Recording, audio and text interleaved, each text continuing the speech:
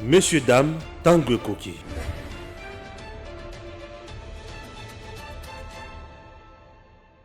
Messieurs, dames, bonjour, bienvenue dans votre émission Tango Koki comme d'habitude. Vous voyez très bien que l'air Toyaka Boyezali pour na kosola obeka kamakamamboka. Na niveau de l'Assemblée nationale, et Sengeli Boyebaki, Jeannette Kabila vient d'être écartée na tête ya commission autobengi défense sécuritaire. Une si grande information, pourquoi je dis c'est une grande information, tu vas comprendre ou vous allez comprendre. C'est une grande délivrance aussi en quelque sorte. Pourquoi? Puisque nous étions infiltrés à degré moko ya kesekele ya mboka to makamosu se bana ko kende bisika mususu avec des tops. Oui, tu sais ce que je veux dire, tu vas comprendre ce que Olandi biso na boke benyoso tina suka ya émission. Après la réforme sur le plan, il y a élection à niveau, il y a sur le plan ya CENI. Na niveau il y a Assemblée nationale et il y a des contradictions na niveau ya kosakanate. Au niveau de la classe politique, Denis Sanga avait fait une sortie pour nous dire qu'on n'a rien fait en ce qui concerne la réforme. Pourquoi? Puisque bref, élection déjà il y a 2023 et comme déjà hypothétique. Ça c'est un. De deux, batwala mukape na ngambo na bango balobi bango bakosa la marche ya makasi. Pourquoi je peux appeler la Mouka? Je dis Martin Fayoulou et Mozito bakosa la marche avec leurs adeptes devant la CENI et devant l'Assemblée nationale. Ont-ils tort ou raison? Voilà le dossier où tous les gens développé na émission Nabino où ils toujours Kolanda avec beaucoup de plaisir. Dego Stéphane, bonjour. Ah, Kimezali, bonjour, des pères et des mères, comme tu me sens toujours Koloba.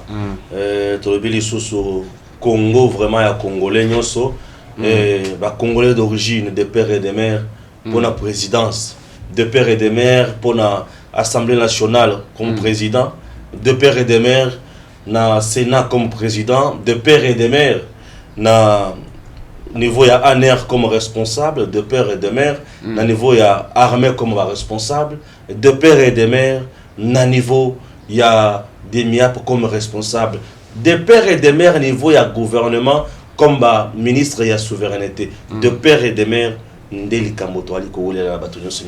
très bien. Assemblée nationale, vote pour la commission parlementaire. Jeannette Soki Kabila, Oyazalaki Moko, Yazako Kamba, commission de, je crois, défense et sécurité, Batie Moupanzi. Tout le monde va remplacer Moko, il y a UNC, Oyazalaki, Azali, président de la Ligue de jeunes, il y a UNC, la députée nationale, il va remplacer la place Ouane. Nazo Bisao, Ezali, et Sengo Moko Yako Sakanate. Bato Bakutuno, mais Sengo Stéphane et Uti Wapi. Nazo Bisao, que ça, maman et Sengo. Ndenge tozoza boto tozabo ce kato si émission oyo bato mutuma malamu batindela nga vraiment bongo na ki ngomela ta moi sucré ça nga moi bien na mela ta miliki mutema comme pio po teza esengo ya kusakana te l'Assemblée nationale bato basala kana ngo ba G mboka ndenge zali boye ezana bisika otobenga na ba point clé nango ezana ti ozana présidence ozana président de la République point clé ya mboka ozui Assemblée nationale point clé les sous Yamboka. Pour nani na tangi bilo komi balé oyo président de la République et l'Assemblée nationale.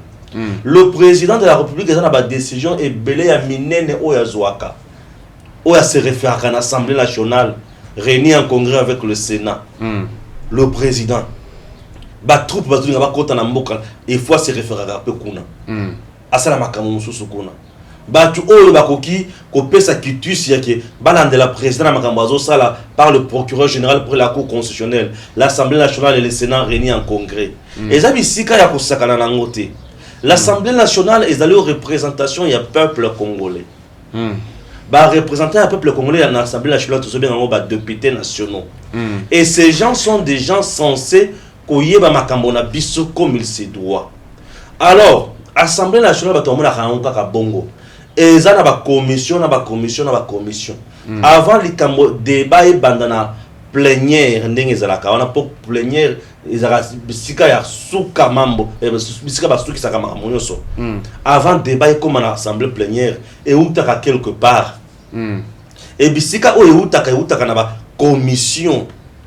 Et la commission est à la Kaibele. Vous êtes la commission phare et Assemblée nationale. Nous avons PAJ. Aux hommes, politique administrative et judiciaire. Commission. Maman la commission. Au long la commission défense sécuritaire, commission économique, finance. Voilà. Aux hommes la commission. Et ça la noyau. Et ça va noyau. Donc pour diriger la commission, il faut la moto, aux un background. Moto ya lenda, moto ya zana boyebi na domaine wana. Tala na lettre na mitu na Assemblée nationale. Moto azali ko kamba commission ya PAJ. Il y a le professeur Mbata. Commission PAJ, il y a, je crois, il y a droit. Il y a Assemblée nationale. Voilà, qu'on a ma droit, ils appellent la politique. Administration et la politique. Je te dis, le professeur Mbata. Ce n'est pas n'importe qui. Un grand constitutionnaliste. Un grand professeur qui donne cours dans le pays des Blancs. Mbata. Un grand chercheur. Il est consulté en Afrique. Mbata, le professeur. Donc c'est quelqu'un, lorsqu'il vous dit quelque chose, aux hommes, on peut dire que non, à lobby, et ça, alléluia, amen. Donc, ce sont des commissions où ils dirigent, Mitou, il faut Izala. Bongo, il faut Izala. Est-ce que tu t'imagines que commission de défense et sécuritaire? Défense et sécuritaire. La commission travaille comment? La commission fait ce que nous appelons les enquêtes parlementaires. La commission qui t'a rappelé le terrain. Net la défense militaire. Il faut sécuritaire, il faut pas quitter le terrain. Pour pas s'enquérir dans la situation où on a malam. Tant qu'on quitte le terrain bataille. Côté autour a insécurité makasi. Insécurité au point ici il faut nini babandi ko tuna siko bateau ba kuta na terrain. Nani azali agent causal et insécurité awa. Comment se comportent nos éléments de forces armées? Tu vois? Comment se comporte l'ennemi? Mode opératoire na la canine. Vous pensez que nos militaires sont bien équipés? Qu'est-ce que nous pouvons mettre en place ou qu'est-ce que nous pouvons suggérer au gouvernement via son ministre et la défense pour trouver solution à Makambo awa? La sécurité d'un État est un sakana nangote. Donc bateau bazal na commission tu wana baza bateau oyo ceux qui tango azozala wana bazo yokaye azo tango azo le kaliboso ya bateau azo pesa makanisi azo pesa rapport bateau alobi non. Ah ouais, c'est que ça va. Moutouné tu wana ko la capable ya ko sala pe réunion yena président de la République. Commission wana. Parce que le président de la République étant le commandant suprême des forces d'armée, il doit être mieux informé sur le plan sécuritaire et en boca. Et c'est là l'information sur les chefs de l'État. Très bien. Commission le rôle qui peut terrain à terrain. À quoi qui pesa makanisi maye malongo ban. Mais ce qui se pose commission on a beau pesa ngo bato o ba kokiti. Vous avez fait quoi? Donc vous avez hypothéqué la sécurité de l'État. Au monarchie commission Oyozaki dirigé na Jeannette Kabila. Bakita côté à est kuna bakita na banani na ba Daniel Saf. Daniel Saf a komi kuna alongoli sapato atikale makolongulu. Abadi koloba nos militaires yo kiti pour na kosala l'enquête. Mais au komi kuna au komi on sala discours politique. Au komi on sala aventure. Tala bato bazaki na kati ya commission Daniel Saf. A comme on a fleur pour la Jeannette Kabila l'anniversaire dans la commission ya bato netu dans la bato zaki na kati ya commission au juste ko profil ya Jeannette asi a sala guerre wapi à part cause la mwana muze na kati ya rébellion ayebi mahamwa guerre wapi ayebeli yango wapi omoni ayebeli yango wapi. Comment Jeannette est arrivé na commission wana à la tête de cette commission? Tout ça qu'il y a 4, il y a FCC cash. Comme c'est le FCC qui avait un plus grand nombre de députés nationaux dans l'Assemblée nationale, et comme c'est Kingakati qui donnait les directives à suivre, dans l'Assemblée nationale, et il s'est fait que Kingakati avait décidé et que Jeannette soit là. La décision de Kingakati pour que Jeannette soit à la tête de la commission défense et sécuritaire était motivée par quoi? Wanande bisika sukuna kitaka sikona mozindo. Oba to bazana bande ko bazana poto yibisanga Stéphane, tant tozo yoka tozo te rendre compte vraiment que muto maïla zawan. Merci beaucoup na ba compliment na bino. To yaka ko sala ba aventure te. Je suis un journaliste professionnel et puis na mutu na tangi. Na za mutu na yo sala loyenge te non. Et commission but ya Kingakati za kinini. Kabila voulait tout simplement nous contrôler sur le plan sécuritaire. Oui. Il voulait nous contrôler sur le plan sécuritaire. Puisque, Oyo se manda pour les frontières, na biso ya mboka, ayebaki yango. Puisque Jeannette qui était là, azo, dans la descente, tant qu'on peut ce rapport, na l'Assemblée nationale, tant qu'on peut na poka bazo solo.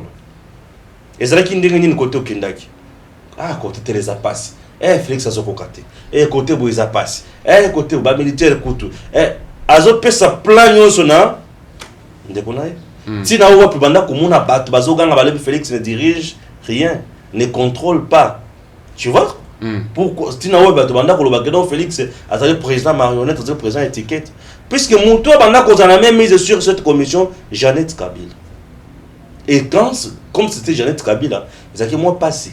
Très bien. Alors, Jeannette Kabila toujours. Batika la copie c'est mission tactique na maïma longobani pour na makamozaki na est. Commission les akira wana presque moi simple loko. Puisque mon tout d'abord avant ko animer yango azo comprendre le kotazo na kaka minda. Yo mona Jeannette Kabila ke na terrain pour amona makamoningi zaki. On a consulté l'équipe et qui et dans cette équipe on a Daniel Saf. Dans Daniel Saf une équipe. Et Aza capable de kokoma kuna komi à côté militaire baba enwa alibité moi na membre changa pe na benda Félix Asuka. Il était capable de faire ça. Non, c'est un monsieur qui ne m'inspire pas confiance. Bon, malheureusement il est député national. Malheureusement pour moi, il est député national. Très bien. Alors la même commission existait avec Jeannette Kabila. Regardez ba incursion ya bakata katanga na o katanga kuna na Lubumbashi. Jeannette était là. Atikala ko pesa information ndenge longo banité. Ko pesa information te. Atikala ko pesa ba rapport ndenge longo banité. Et chose grave, Gédéon Kyungu quand il était mis dans résidence surveillée et Petangwa Kimaka, la commission là n'a rien fait pour interpeller même le ministre en charge du secteur 1 pour expliquer. Non. Comment vous pouvez garder un fugitif, un bandit de grand chemin, un bandit, un chef de milice, pour garder la résidence surveillée? Mais à qui mis? La commission telle qu'elle est là. Makambo maso matali sécurité commission ana azotala yango. Commission ana azotala ministre de la défense, azotala ministre ya intérieur. Tu vois un peu parce que il y a intérêt pas en sécurité na katina. Sécurité ya mboka la police et consort. Il y a défense ça na mampinga na maboko na. Mais cette commission était incapable de nous fournir des éléments fiables. Na maïma so bana kolekana. Très bien. Le fugitif Kyungu, le fameux Kyungu, Gédéon Kyungu, a qui commission les acquis incapables d'interpeller le vice-premier ministre à l'époque, c'était l'homme de l'UDPCC, Gilbert Kankonde. Non. Tout le cas, Gilbert Kankonde s'est prononcé sur cette question-là. Voilà comment, au moment où que, ou soit tu vas en incompétence, ou tu vas en ignorance, ou on a un mépris. Bilo commissaire Touane. Ou soit il y avait incompétence, ou il y avait mépris, sabotage quoi. Ah, donc ça l'a été. Et il y a la bango. Aux autres, on place des pères et des mères de Zokom. Les gens qui m'ont été sur la cape, mais des pères et des mères. On me place les sous. Très bien. Ah, il y a la bango. vous sentez qu'il n'y avait pas vraiment implication totale. Mais moi, je suis tenté de conclure qu'il y avait ignorance et médiocrité. En sciences politiques, là, je suis en première licence. On m'a appris la cours en déontologie. On m'a appris ma notion de compétence. Et compétence, c'est la personne qui travaille dans le respect des normes et réalités. Et après ces résultats, vous allez l'aïe. Bango sur wanda vous allez banane. Si quoi ça, ba faute mususu. On attend na droit administratif. Ah, on attend mais on a le baboy bango ba éviter. Alors ezana mutu mususu ba bopesier musala. Mais à l'occasion ya musala bino bopesier wana. Azo sala makambo na bino te mazo sala makambo na ye. Très bien. Peut-être elle pouvait user la casquette na ye. Il y a présidente, il y a commission de défense sécuritaire pour asala mususu musala ko la top. Alors, il y a information na bino, après ça va tout mususu. Toi, il y a information na bino, après ça tout mususu pour bailler ba ko fragiliser bino. Et c'est une infraction, c'est une faute en administration. Très bien. Osomona. Donc azamutu oyo et tango ba votaye kakambala moko à la tête de cette commission. Le média international, je me suivais entre autres RFI, alors que Joseph Kabila contrôle encore la sécurité de la RDC. Ah oui. Ah oui. Tina wapi. Bango baza yé jeune tazaki na l'Assemblée nationale. Azati siko l'Assemblée nationale. À la tête de la commission. Tozo le cause la députée. Vous en avez la commission, vous êtes responsable de la commission. Vous avez la responsable. Yo zo bunga tozo na. Ola li. Yo ko mulia mbo Kabila hein. Comment bungi sanga. Je n'ai pas pu son mongo. Ata safa. La Dakar. Kabila rasafu. Alors Siko et ça dit que hier à la tête de la commission. Na kati armée, tout ça qui n'a John Numbi et consort. Tout à l'heure le président Félix Azosa la mise en place de l'armée. John Numbi a sauté va remplacé par le général Tango Foramis. Et Pessa palpite. Un général 5 étoiles en fonction Balongolier, inspecteur général et la forces armées abandi ko la point de presse na yokate wana makambo politique mais ya koma kuna ndenge nini c'est pour vous dire qu'il y avait des complots et ça qui ba schéma hier à l'Assemblée nationale ba kitaka terrain base information John Numbi za koto yo hier aux informations parce que John Numbi solo na moto zamba et baloki le ko sala. Très bien. Ah voilà wana za ba réflexion na ngai ngana sa ba commentaire na la journaliste na finga nga mututi. Voilà comment moi j'analyse cette situation. Et c'est là qui est un peu catastrophique, c'était un piège pour nous. Nous, quand je parle de nous, c'est nous, je parle de nous et pays. Il y avait un piège, il y avait tentative parfois, il y a qu'au déstabiliser le régime, il y a président Félix Tshisekedi, sans les savoir. Très bien. Alors, ce qui se trouve plus loin à Yango Lissous, tant que Kabila avait la même mise sur la sécurité. Talaka, leur chef de l'État, Félix, a son courage à commander suprême des forces armées, a changé, ça a mis en place, ça crée des frustrations à Kosakanate. Ah oui, ça crée des frustrations à Kosakanate. Némia le bakoto, ya zonga koto, le mia koto. Et comme, oh, et comme, babimisa qui bisol kambo ya contre ça. Est-ce que mise en place wana, est-ce que le premier ministre a signé yango? A ça contre-signé yango? Notion ya contre-saint et bimi lissus. Non, ces gens nous ont donné moi j'ai toujours dit ils nous ont donné l'occasion d'apprendre les droits sans les savoir. Oui, ils nous ont donné l'occasion d'apprendre certaines choses et tout éveillé puis le peuple congolais de biloko ebele oyo batamaka sans les savoir. Et aujourd'hui bazozanga siko ba repère. En voulant nuire à Félix Tshisekedi, comme lui était clean dans ses démarches, il n'y avait pas d'anguille sur roche. Et ça les chico que bisotan pour être toujours en macambona, to ba sur retour na spécialiste, na expert. Non so ya contreser ni ko banini. Ba expliquer biso le bien nani azali habilité à copier sa notion. Bon, intermi ya premier ministre za la kandenge nini. Lorsque le Premier ministre se déplace, contre saint, il y a un gouvernement, il y a un Premier ministre. Le Premier ministre, c'est l'animateur. Il y a un gouvernement. Et dans le gouvernement, à cause de la bloqué pour animateur, il y a un ministre ayant préséance. Le ministre ayant préséance dans le gouvernement, après le Premier ministre, et le vice-premier ministre en charge de l'intérieur. Très bien. Le ministre, la préséance veut dire ministre de Makayali Bosso avant ma ministre Nyon soit après, à part Premier ministre. Ouais, elle a dit Premier ministre.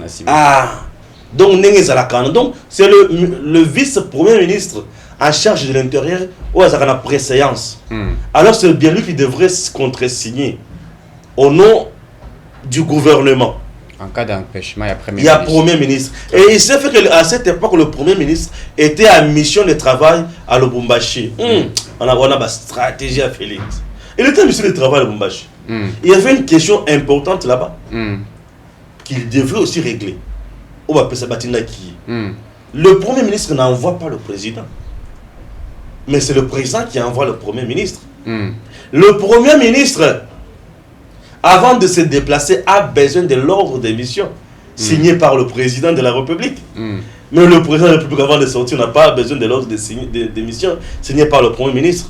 Ça, j'ai voulu seulement répondre indirectement à Bochab, qui voulait nous dire la théorie de primo ministériel, pour dire que le Premier ministre a beaucoup de pouvoir. Non. Le Premier ministre n'a jamais eu beaucoup de pouvoir ou un pouvoir exorbitant sur le président de la République. Le Premier ministre ne nomme pas les hauts gradés dans l'armée. C'est le président de la République. Le Premier ministre est investi par l'Assemblée nationale. Et c'est cette dernière qui me fait aussi la fonction. Le président de la République peut demander la démission au Premier ministre, mais le Premier ministre ne le fera jamais à l'encontre du président. Vous comprenez? Le Premier ministre, c'est l'animateur du gouvernement. Mais le président n'est pas l'animateur d'une institution, mais c'est bien lui-même l'institution. Et tout ça, tu dois faire comprendre. Pourquoi? Pour tous na posa ba tuba yeba. Sous Joseph Kabila, Makamonion soit qui tabou. Et personne ne pouvait en parler à haute voix comme nous le faisons aujourd'hui. Et regardez là où je dis bravo à Félix Tshisekedi pour avoir démocratisé l'espace politique congolais. C'est grâce à lui. Monsieur le Président, bravo. Aujourd'hui, nous avons un service noble. Nous avons un service presque humain, le service de l'ANER. Aujourd'hui, aux heures sur Bato, ANER a inquiété mon hôtel.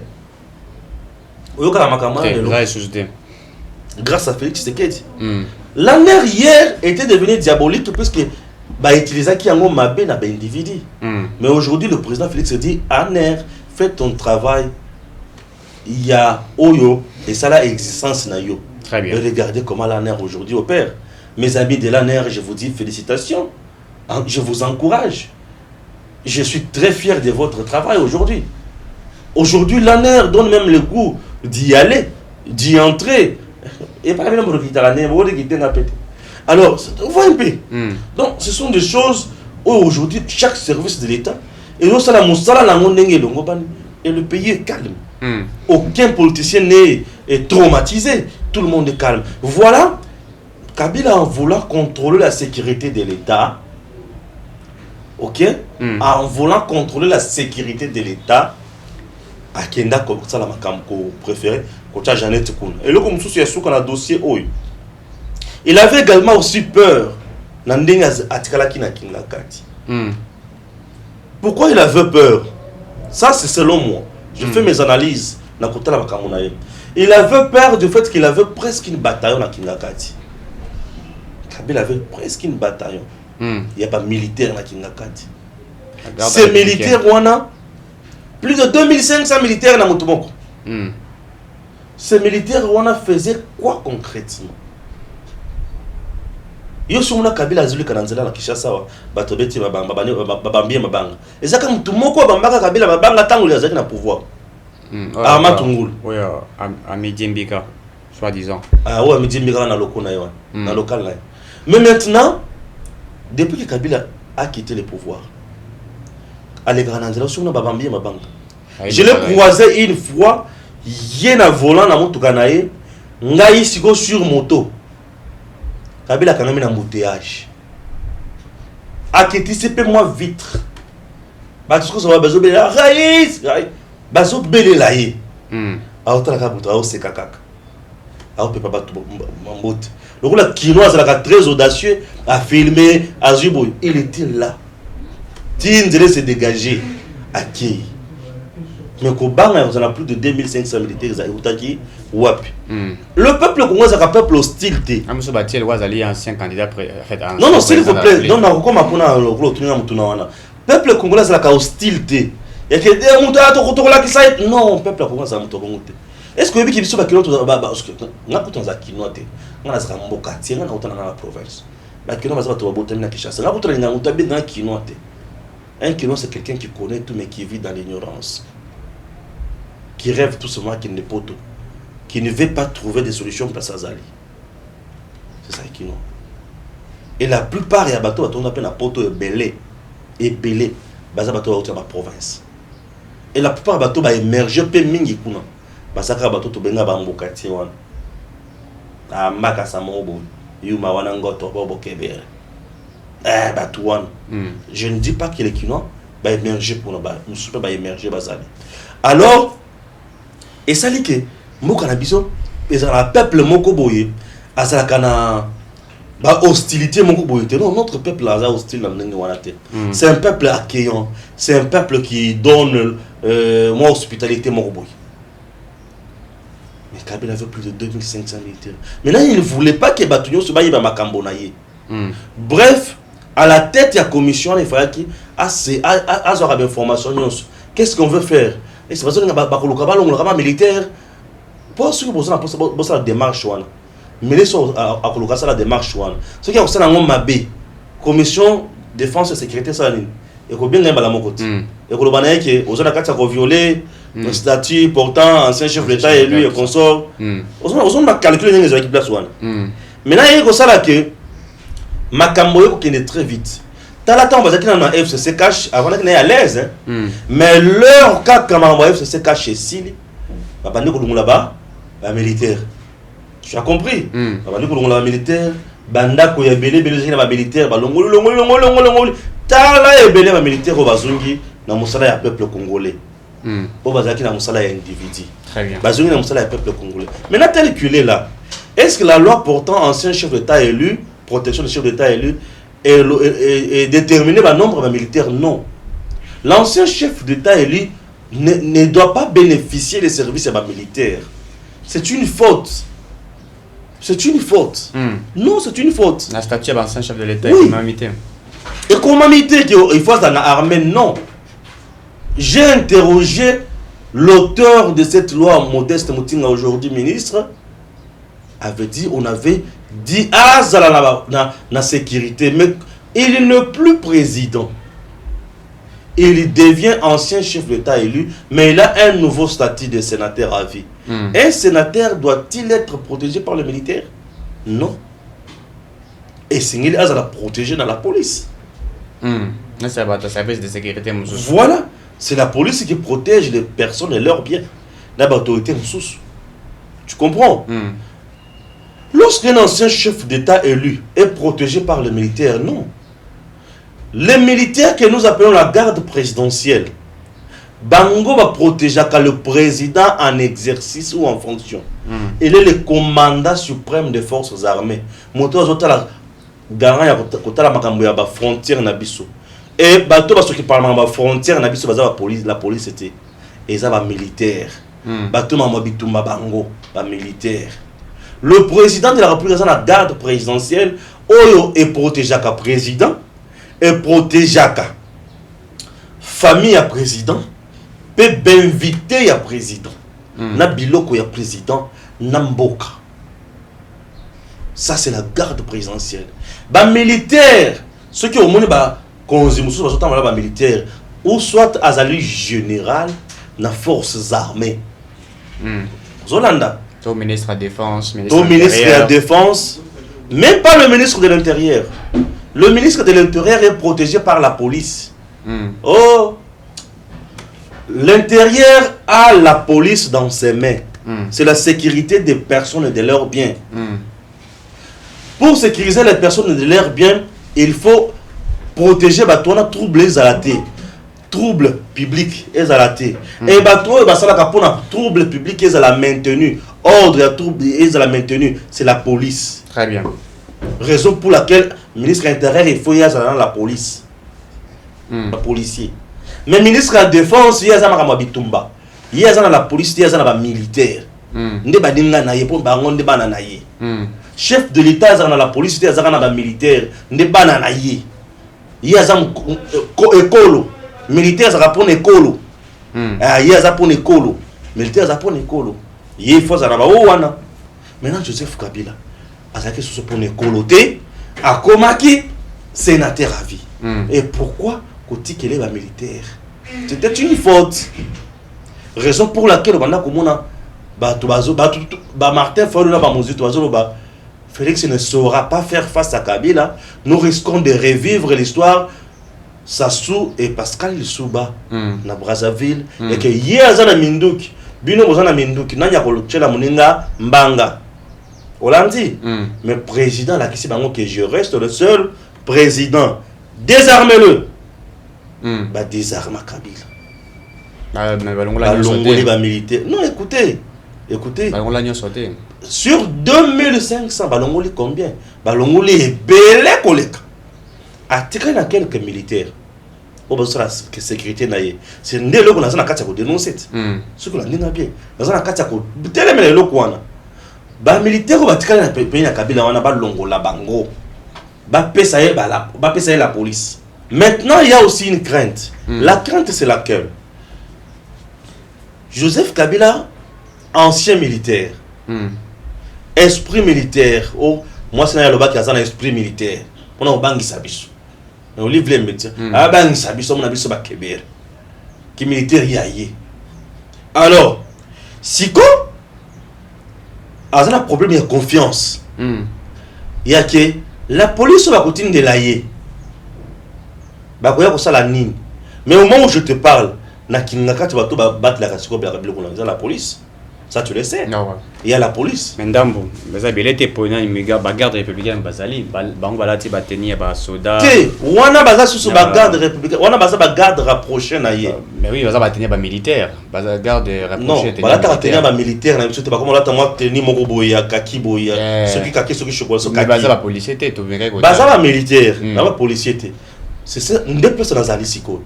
Et c'est un problème aussi à confiance. Alors, à zapper na bango belete quand même, disons-nous la vérité. Bango za soki 5, soki 6 au bazara na mawana. Ah, ça un problème, il y a confiance, ça un problème, il y a ba tireur de lutte. Attention. Ba konzi, oh ya ba konzi.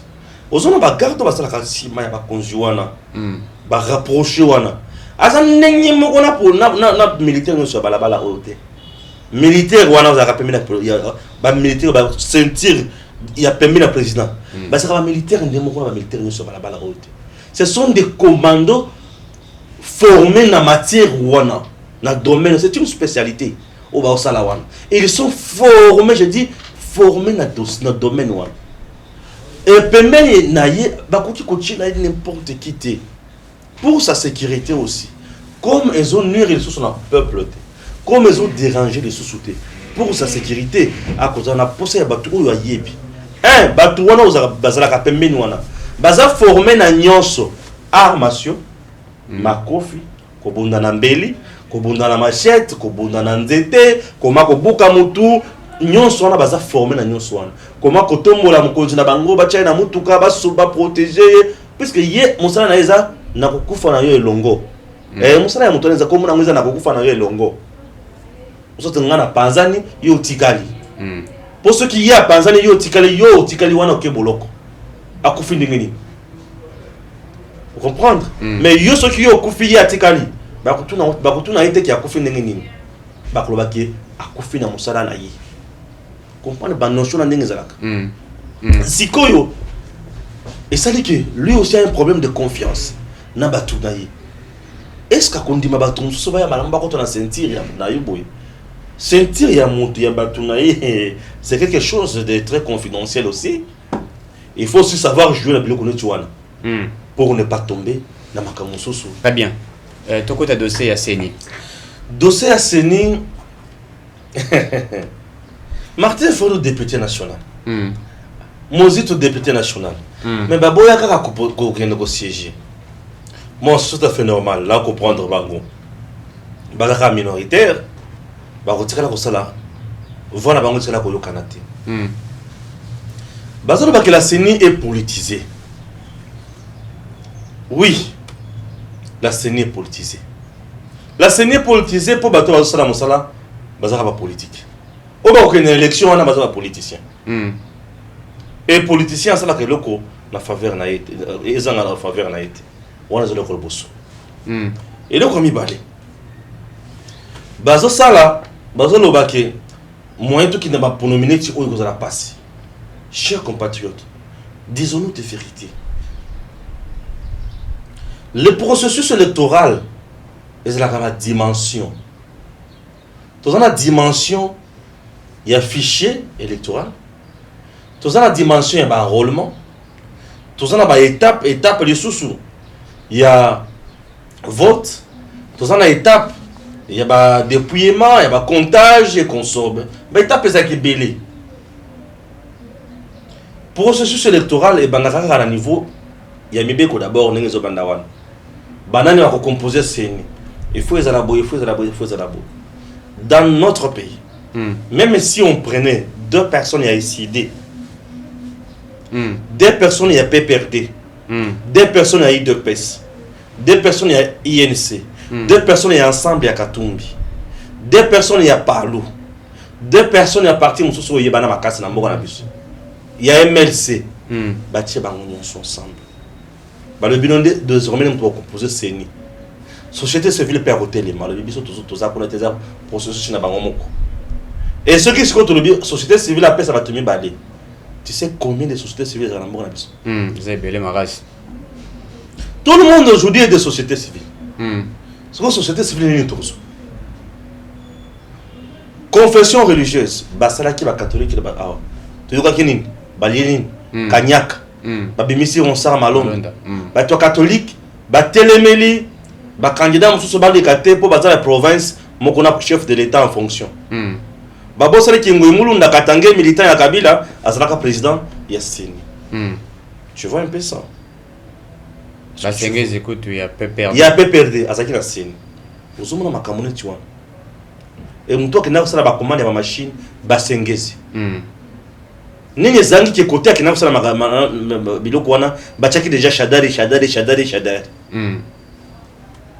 Mais au finish Shadari est-il passé? Non. Le processus électoral a des dimensions. Est-ce qu'on a des dimensions wana et c'est nga ko respecter dimension moko ya makasi ongana lobaka. Ce que fait Martin Fayulu Mozito aujourd'hui et que fout à bango cher demain. Et bah qu'on a le même discours et la vérité des urnes. Je vais les aider. Au moment où nous sommes, Mozito et Martin Fayulu, chacun a un parti politique. Qu'ils fassent l'implantation de leur parti politique. Baton na parti politique na ba province nyons. Na ba territoire nyons. Ba kota partout. Et le quoi liboso. Et le quoi mi balé. Baluka déjà natango otolo. Batu oyo ba soutenir bango, oyo ba kozala lobby ba candidat mais oyo ba kozala ba témoin. Hollandie dans les bureaux de vote. Baluka sont un observateur. Tout le monde a dimension ba mobiliser la base na bango et comment éveiller. Et que tout le monde commence à regarder sur les erreurs et à régime oyo. Pour attendre comment on attend l'élection, base à la discours. On est là comme ça. Nandela bango bazuya ko kende ko la marche devant bureau ya Seni na ville. Seni ozo ki no la marche de liboso bureau. Est-ce que Seni ne muta miche wana?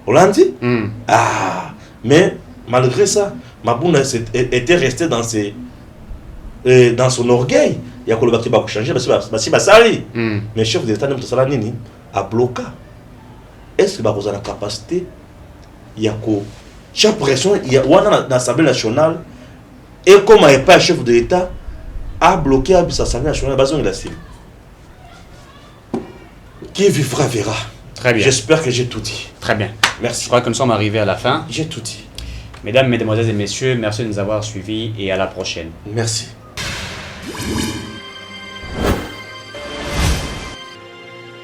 Abonnez-vous sur Edem TV officiel.